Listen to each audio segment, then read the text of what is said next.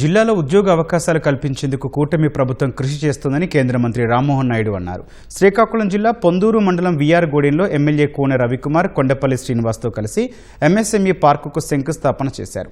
రాష్ట్రంలోని ప్రతి నియోజకవర్గంలో ఎంఎస్ఎంఈ పార్కులను పెట్టాలనే ఆలోచనతో సీఎం ముందడుగు వేస్తున్నారని మంత్రి కొండపల్లి శ్రీనివాస్ అన్నారు.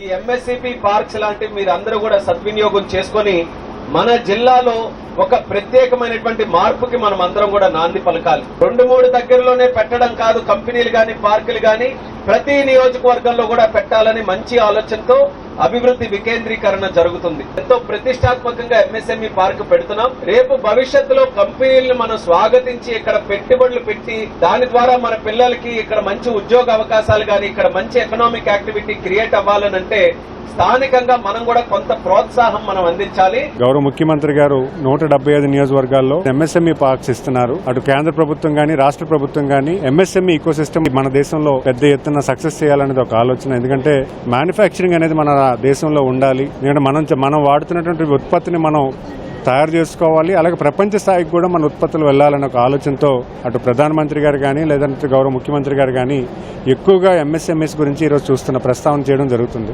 అందుకే రూరల్ సైడ్లో ఖచ్చితంగా ఎంఎస్ఎంఈ పార్క్స్ని పెడితే అటు రూరల్ ప్రాంతంలో ఉన్నటువంటి యువతకు ఉద్యోగ అవకాశాలు వస్తాయి.